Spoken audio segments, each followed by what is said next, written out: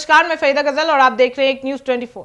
आपको बता दें, असदुद्दीन ओवैसी ने प्रधानमंत्री, मुख्यमंत्री और मंत्रियों को हटाने वाले विधायक पर अपनी कड़ी प्रतिक्रियाएं दी है। उन्होंने कहा है कि यह कदम देश को एक पुलिस स्टेट बनाने की साजिश है।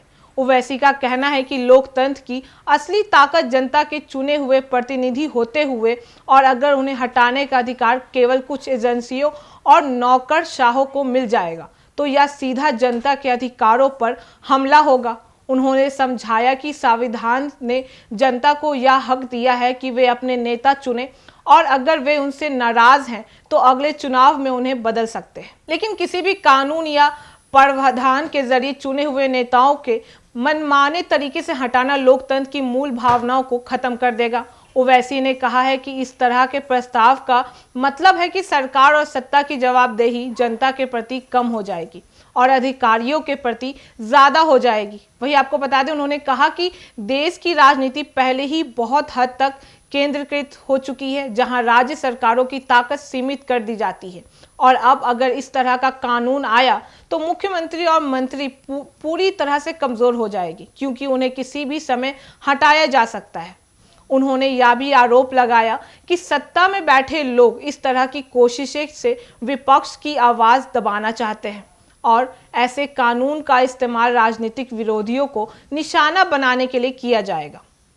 ओवैसी ने कहा कि यह सिर्फ प्रधानमंत्री, मुख्यमंत्री या मंत्रियों को हटाने की बात नहीं है, बल्कि इससे पूरे लोकतांत्रिक ढांचे पर असर पड़ेगा। अगर जनता के प्रतिनिधियों का भविष्य एजेंसियों और नौकरशाहों के हाथों में आ जाएगा तो फिर जनता का वोट और उसकी ताकत बेकार हो जाएगी।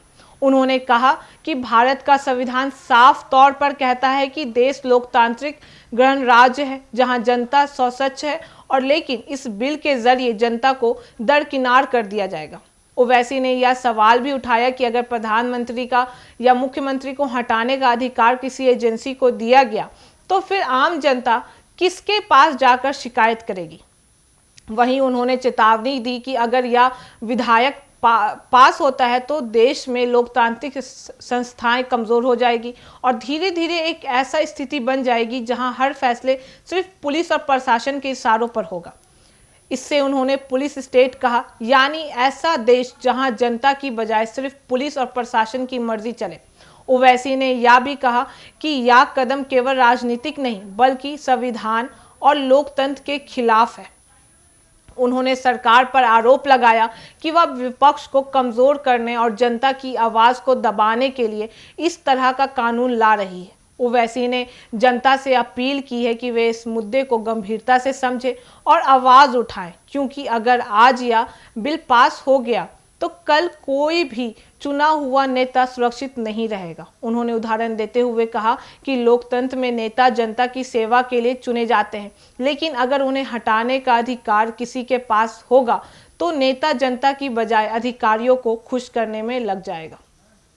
इससे लोकतंत्र को पूरा ढांचा ही हिल जाएगा। उन्होंने इसे जनता के अधिकारों पर सबसे बड़ा हमला बताया है और कहा है कि भारत जैसे देश में जहां विविधता और मतभेदों को समान रूप से होता है, वहां ऐसा कानून तानाशाही की ओर ले जाएगा।